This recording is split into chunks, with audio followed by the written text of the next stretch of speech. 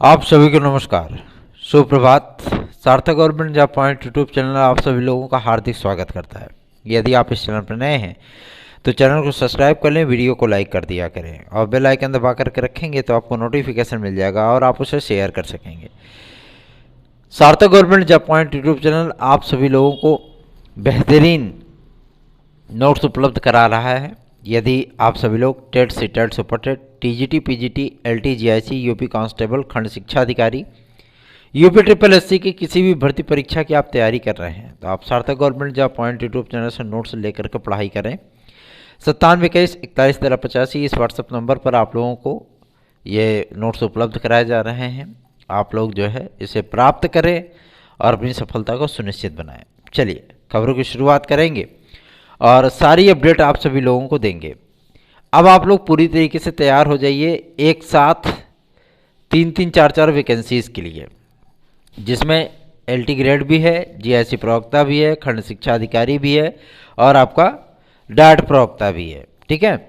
और साथ ही साथ इधर प्राथमिक शिक्षक भर्ती के साथ एडल्ट जूनियर की एक नई वैकेंसी और उसके साथ उच्च प्राथमिक स्तर पर आप लोगों को अध्यापकों की भर्ती देखने के लिए मिलेगी। ठीक है। अब उसके बाद आप लोगों की जो प्रक्रिया ठप पड़ी है आपकी चयन बोर्ड से, ठीक है, उस चयन बोर्ड की प्रक्रिया को शुरू कराने के लिए बहुत सारे जो मतलब छात्र नेता लोग हैं वो हो हल्ला मचा रहे हैं कि एग्ज़ाम डेट आ जाए, लेकिन उनको भी पता है कि एग्ज़ाम डेट ऐसे नहीं आएगी। ठीक है ना। और सबसे बड़ी चीज़ ये है कि अभी माध्यमिक शिक्षा सेवा चयन बोर्ड को बहाल करने की स्थिति में शासन वैसे भी नहीं है। वो तो कहिए कि मतलब इतना प्रयास करने के बाद थोड़ी बहुत चीज़ें पता चल रही हैं, थोड़ी बहुत चीज़ें उन्होंने एक्सेप्ट किया कि हाँ हम 22 तारीख के बाद इस पर विचार करेंगे कि कब तक हमें सदस्यों को भेजना है, सदस्य चयन बोर्ड में भेजना है कि आयोग में भेजना है, नए आयोग बना करके। ये सारी प्रक्रिया जो है वो तभी देखी जाएगी। आज कुछ अलग सा आप सभी लोगों को बताएंगे, इसलिए इस वीडियो को लाइक कर दीजिए, चैनल को सब्सक्राइब कर लीजिए। ठीक है। कल के दिन भर के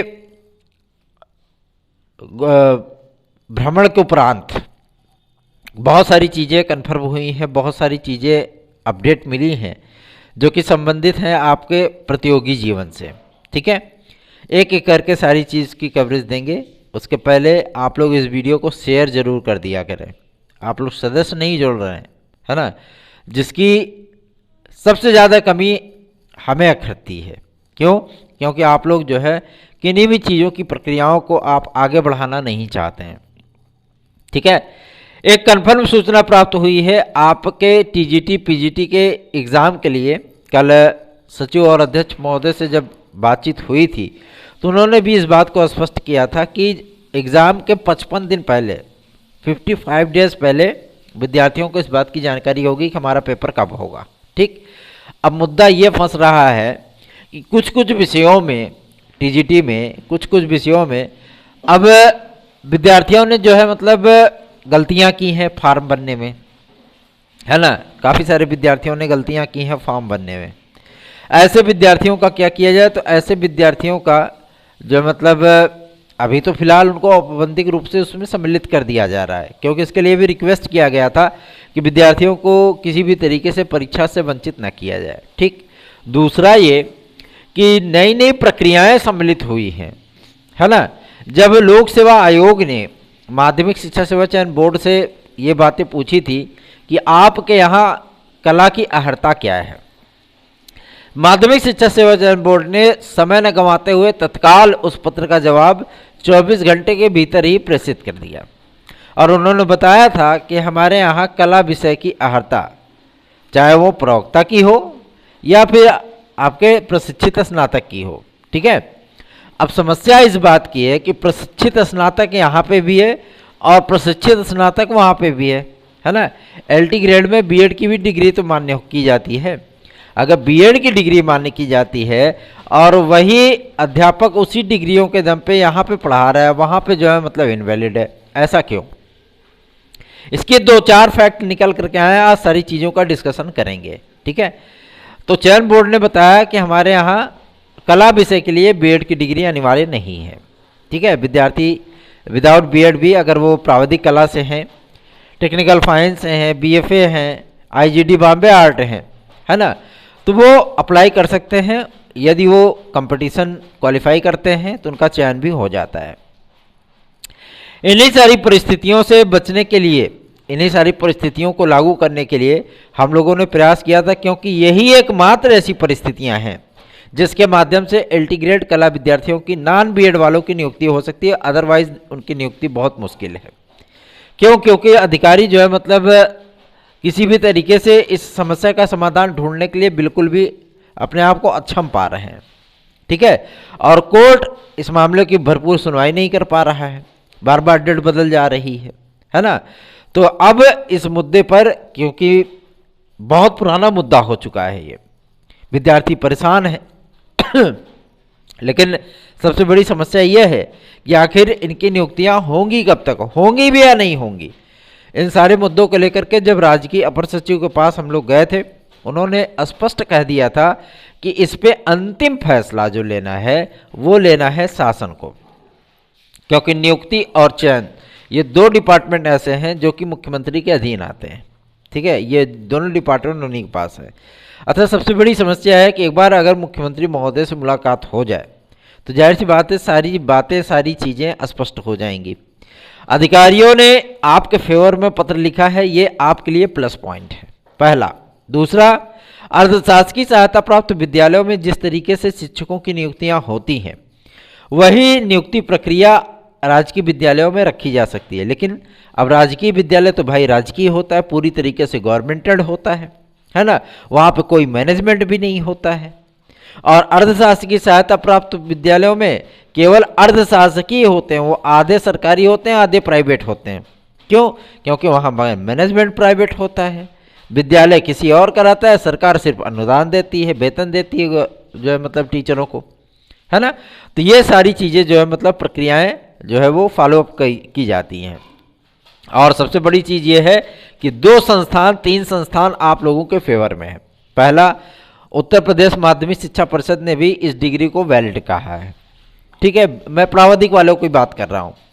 दूसरा, आपके एलटी ग्रेड के लिए अपर सचिव और माध्यमिक शिक्षा निदेशक ने भी पॉजिटिव चीज़ें शासन को प्रेषित की हैं।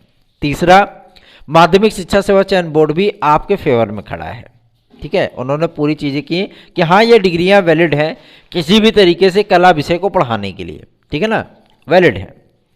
अब देखना ये बात होगी कि मतलब इनकी नियुक्तियों की प्रक्रिया कब तक स्टार्ट की जाती है। जीआईसी वालों की प्रक्रिया भी रुक गई क्योंकि उसमें भी विवाद की स्थितियां उत्पन्न हो गई, है ना। विद्यार्थी भाई डाल चल रहे हैं तो आयोग पात चल रहा है, चलो आओ, है ना। तो यही दिक्कतें आ रही हैं। तो इन सभी परिस्थितियों का सामना करते हुए विज्ञापन को जारी करना, और सबसे बड़ी चीज़ यह है पूरे लगभग 22 डिग्रियों को, नई डिग्रियों को सम्मिलित किया गया है। 22 डिग्रियाँ एलटी ग्रेड और जीआईसी लेवल पे, ठीक है। अब इनका सिलेबस बनाने के लिए जो है भाई एक्सपर्ट टीम को बैठाला गया है। और सबसे महत्वपूर्ण मुद्दा यह है कि इनका सिलेबस बनने के बाद आप लोगों को 22 तारीख से लेकर के 30 तारीख के बीच में कभी भी एलटी ग्रेड का विज्ञापन देखने के लिए मिल जाएगा, ठीक। बेफिक्र होकर के, निश्चिंत होकर के आप लोग तैयारियां करिए और सार्थक government job point YouTube channel को सब्सक्राइब करें, वीडियो को लाइक करें, शेयर जरूर करें। और हमारे अगर आपको नोट्स आज लेने हैं तो आप 9721411385 इस व्हाट्सएप नंबर पर हमसे संपर्क कर सकते हैं। चलिए आगे बढ़ेंगे। अब बात करेंगे खंड शिक्षा अधिकारी के लिए। तो बीएड, बीटीसी, डीएलएड और डीएड वाले विद्यार्थियों के लिए 98% तक का काम उनका पूरा हो चुका है, 2% बाकी है, वो भी हो जाएगा। मतलब उनको भी इसमें अप्लाई करने का अवसर प्राप्त होगा। इसके लिए लोक सेवा आयोग भी प्रयत्न कर रहा है और शासन ने इस पर लगभग मंजूरी अपनी दे ही दी है, ठीक है, सहमति दे दी है। एक्सपर्ट व्यू के लिए उसको भेजा गया है कि क्या डीएलएड, बीटीसी और डीएड ये विद्यार्थी खंड शिक्षा अधिकारी के लिए एलिजिबल हैं अथवा नहीं। तो जो एक्सपर्ट टीम के जो मतलब मेंबर हैं वो आपके फेवर में दिख रहे हैं। रिपोर्ट जो उसकी बन रही है शासन को प्रेषित की जाएगी, शासन उस पर उसको वेरीफाई करेगा, तत्काल जो है उसको लोक सेवा आयोग को निर्देश जारी कर दिए जाएंगे, ठीक। मज़ा आ भी गया, अच्छे, है ना। जाहिर सी बात है कि इन सारी चीज़ों को लेकर के आप सभी लोगों को सतर्क रहने की आवश्यकता है, क्योंकि मौका मिला तो खंड शिक्षा अधिकारी में ज़्यादा वक्त नहीं लगेगा, ठीक है ना। ये वैकेंसी आप लोगों को बहुत जल्दी ही कंप्लीट की जाएगी। दूसरा, जीआईसी प्रवक्ता में इसमें भरपूर पद हैं। इतने पद आज तक के इतिहास में कभी लोक सेवा आयोग से जारी नहीं हुए। ये भय लग रहा था कि कहीं ऐसा ना हो कि एलटी ग्रेड जीआईसी प्रवक्ता, खंड शिक्षा अधिकारी तो चलो ठीक है लोक सेवा आयोग में आती है, लेकिन आपका डायरेक्ट प्रवक्ता वगैरह कहीं नए आयोग में ना चली जाए। लेकिन ऐसी परिस्थितियां नहीं है। आयोग के सचिव महोदय ने इस बात को स्पष्ट कर दिया है कि इस बार की ये वैकेंसी जो है वो लोक सेवा आयोग के द्वारा ही कंप्लीट कराई जाएगी। ठीक है, तो ये तो चलो भाई एक रिलैक्स मिल गया। ये एक रिलैक्स, बहुत बड़ा रिलैक्स था उन विद्यार्थियों के लिए भी जो काफ़ी दिनों से एलटी ग्रेड जीआईसी प्रवक्ता का विज्ञापन का इंतजार कर रहे हैं। अब आते हैं आपके एडेड जूनियर पे। एडेड जूनियर की प्रक्रिया, कुछ प्रक्रियाएं आपकी जो है मतलब विलंबित हैं। कल की डेट में कुछ केसेस हैं जिसको फाइनल करना है, उसके बाद आप लोगों की ये प्रक्रिया स्टार्ट कर दी जाएगी। ठीक है, मेरिट सूची अभी क्यों नहीं जारी हो पा रहा है, उसके पीछे कुछ कानूनी दांव पेच हैं। अधिकारी इतना ज़्यादा इसमें गुड़गोबर कर चुके हैं कि मतलब वो खुद ही नहीं समझ पा रहे कि आखिर ये भर्तियाँ शुरू किधर से करें, है ना। तो इसलिए इसमें थोड़ा सा टाइम लग रहा है। आप लोगों को पेशेंस बनाए रखने की आवश्यकता है। और इस भर्ती को मैं तो ये कहता था कि ये भर्ती पूरी तरीके से समाप्त हो चुकी है, तो उसमें कोई दो राय नहीं, है ना। ये भर्ती अगर पूरी तरीके से समाप्त हो चुकी है तो इसमें कोई दो राय नहीं थी, लेकिन इस भर्ती को पुनर्जीवित किया गया। ठीक, अब भाई पुराने अध्याचन और नए अध्याचन जो आए हैं, शासन ने स्पष्ट कह दिया कि एक भी पद मत जोड़िएगा, उसका नया विज्ञापन जारी होगा। ठीक है, पुराने जो अध्याचन थे उस पर मैनेजमेंट आदि का कब्जा हो चुका था, है ना। मैनेजमेंट का कब्जा होने के नाते था कि भाई पदों का वेरिफिकेशन नहीं हो पा रहा था, कैसे भी करके ठेल ठाल के जो है मतलब पदों का वेरिफिकेशन कंप्लीट कराए ये लोग, है ना। अब वेरिफिकेशन कंप्लीट कराने के बाद अब एक विवाद की स्थितियां थी कि भाई अब किधर से शुरू किया जाए, कितनी मेरिट पे क्लोज किया जाए, कितने विद्यार्थी को बुलाया जाए। तो ये कन्फर्म हुआ कि चलो भाई एक सीट पे 3 विद्यार्थियों को बुलाया जाएगा। ठीक है, और 3 विद्यार्थियों को बुलाने के उपरांत उनको मेरिट में घटते हुए क्रम में रखा जाएगा। ठीक, जो विद्यार्थी जहाँ पहुँच जाएगा, जिस मेरिट में रहेगा, अगर वो विद्यार्थी वहाँ उपस्थित नहीं होता है, सीट को ब्लॉक कर देगा, क्या दिक्कत है ना। उनका चयन कर लिया जाएगा। तो ये प्रक्रिया आप लोगों की इसी नवंबर महीने में पूरी कंप्लीट हो जाएगी। इसके लिए निश्चिंत रहें, क्योंकि अधिकारियों ने जब कहा है तो उनकी बातों पर यकीन करना बनता है। क्यों? क्योंकि उन्होंने स्पष्ट कह दिया कि एडेड जूनियर 12,460 और 72,825 एक भर्ती थी, जिसके संबंध में आप सभी लोगों को मैंने पूर्ववत जानकारी दी थी कि इसका डायरी नंबर मिल चुका है और याचिका इसकी होने चल रही है। और सबसे बड़ी चीज़ ये है कि जो विद्यार्थी हमारे साथ जुड़े हैं नए विज्ञापन की काउंसलिंग आदि को लेकर के 72,825, मैं उन सभी विद्यार्थियों को लेकर के सुप्रीम कोर्ट गया हूँ और अधिकारियों से बात करने के बाद इस बात की का आश्वासन मिला था कि भाई या तो फीस हमारी वापस करिए, है ना। जो 45,000 हज़ार रुपये लगाए गए थे 72,825 में, या तो आप फीस वापस कर दीजिए, भाई वैकेंसी कंप्लीट हो चुकी है आपके अनुसार, है ना। उन ऐसे अरे गहरे नथु खैरुओं को जो मतलब नौकरी मिल गई थी 72,825 में, जो कि मतलब कभी सोच भी नहीं सकते थे, विचार भी नहीं कर सकते थे कि उनको पीटी में जॉब मिल जाएगी, है ना। लेकिन उनको जॉब मिल गई और जो योग्य विद्यार्थी है आज वो सड़कों पे है। क्यों? क्योंकि वो हर बार ठगा गया है ना। तो जाहिर सी बात है, इन सारी परिस्थितियों के लिए अपर सचिव बेसिक शिक्षा से जब बातचीत की गई तो उन्होंने कहा कि ये मेरे अंडर में नहीं है, शासन के अंडर में आता है।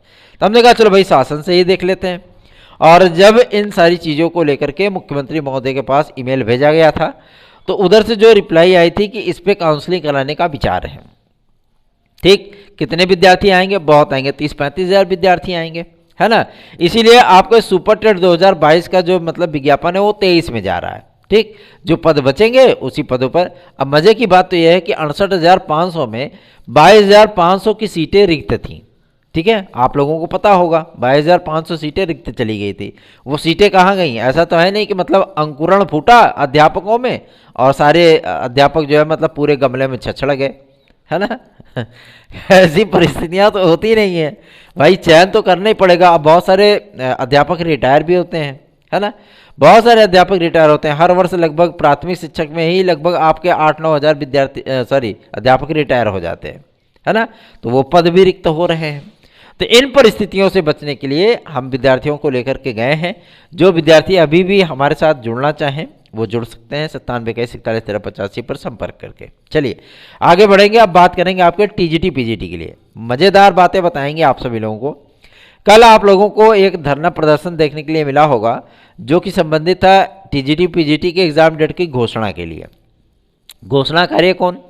शासन सहमति दे नहीं रहा, ठीक है, अध्यक्ष किसी काम के हैं नहीं, बाकी बची सचिव महोदया तो उनको प्रशासनिक कार्य करने के लिए दिया गया, वो प्रशासन का कार्य कर भी रही हैं, कुछ परिणाम जारी कर रही हैं, कुछ विज्ञप्तियां जारी कर रही हैं, है ना, इन सारी चीज़ों का डिक्लेरेशन कर रही हैं। टीजीटी पीजीटी 2021 की जितनी वेटिंग लिस्ट थी सब समाप्त हो चुकी है, आप लोग नई तैयारी करो, है ना। कोर्ट में कुछ केसेस चल रहे हैं, उनका फाइनलाइजेशन होने के बाद उन विद्यार्थियों को वहाँ पे बेनिफिट मिलेगा। ठीक, आयोग ने बोर्ड ने स्पष्ट कर दिया है मेरे पास भैया सीटें रिक्त नहीं है, इसलिए कोई वेटिंग लिस्ट अब कन्फर्म नहीं की जाएगी। ठीक है, तो आप लोग आगे की तैयारी कर लो। और इतने दिनों से हम चिल्ला रहे थे कि मतलब आप हमारे साथ जुड़ जाओ, तो कुछ विद्यार्थी जुड़े, कुछ विद्यार्थी नहीं जुड़े, कोई बात नहीं, क्या दिक्कत है ना। और अभी भी आप सभी लोगों को हम एक अवसर उपलब्ध करा सकते हैं, यदि आप हमारे साथ जुड़ना चाहें तो जुड़ सकते हैं, अदरवाइज नहीं जुड़ना चाहते मत जुड़िए, कोई दिक्कत नहीं है ना। और टीजीटी पीजीटी का एग्ज़ाम चाहे कोई कितना भी हो हल्ला कर ले, हमने आपको स्पष्ट बता दिया था कि टीजीटी पीजीटी का एग्ज़ाम जो है वो फरवरी माह के पहले नहीं होने वाला। ठीक है, ये एकदम कन्फर्म है, निश्चित है, सुनिश्चित है, 100% गारंटी के साथ है।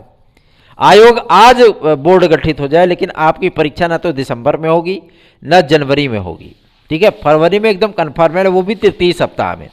ठीक है ना, और तृतीय सप्ताह में मज़ेदार फैक्ट ये देखने के लिए मिलेगा कि बोर्ड की परीक्षाएं चल रही होंगी, होम एग्जामिनेशन होने के लिए तैयारियां हो चुकी होंगी, लेकिन होम एग्जामिनेशन में इतना पापड़ नहीं बेलना पड़ता है, एक ही दिन में 2-2-3-3 पेपर पीट डालते हैं, है ना, ख़त्म कर देते हैं जल्दी से।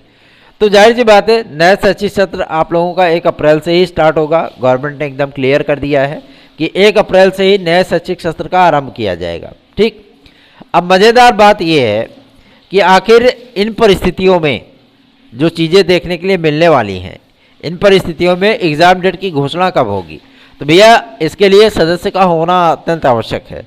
और सदस्य अभी मुख्यमंत्री महोदय किसी मूड में नहीं दिख रहे हैं, लेकिन हाँ इतना चीज़ें ज़रूर है कि मुख्यमंत्री कार्यालय से जो हमें सूचना प्राप्त हुई है उसके आधार पर आप लोगों को बता दें कि सदस्य आए अथवा ना आए, लेकिन प्रक्रिया आप लोगों की बहुत तेज़ी से आगे बढ़ेगी। टीजीटी पीजीटी को लेकर के 6 माह के भीतर ही आप लोगों की ये प्रक्रिया कंप्लीट कर दी जाएगी।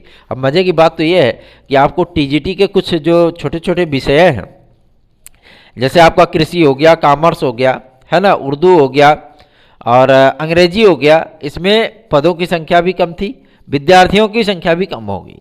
तो ऐसे विषयों के जो परिणाम हैं वो परिणाम बहुत जल्दी जारी किए जाएंगे। और आप लोगों को इस बात का कन्फ्यूजन होगा कि कितने सीटें जुड़ी हैं, तो सीटें जुड़ी हैं यार, निश्चिंत होकर के तैयारी करो, आराम से पढ़ाई करो, क्या दिक्कत है।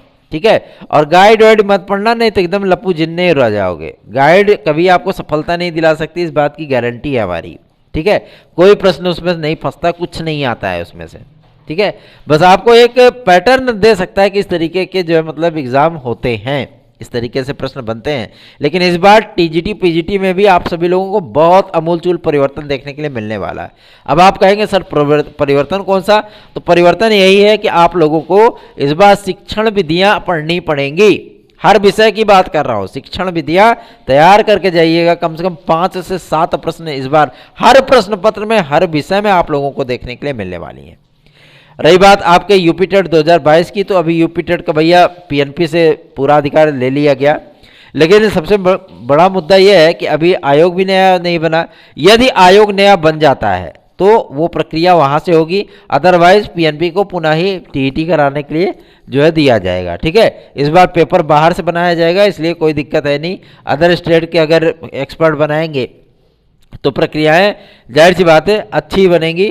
और सीटेट के माध्यम से अगर करा दिए, है ना, और यदि सीटेट के माध्यम से आपका पेपर होगा, उसी के लेवल पे पेपर करा दिया गया ना, तो यूपी टेट 2022 जो हर विद्यार्थी ये सोच रहा है कि हम पास कर ले जाएंगे, हो सकता है कि आपको उसमें थोड़ी सी दिक्कतों का सामना करना पड़े। ठीक है, तो मन लगा करके तैयारियां करिए, क्योंकि पेपर आगामी आने वाले कंपटीशन बहुत ही टफ होने चल रहे हैं।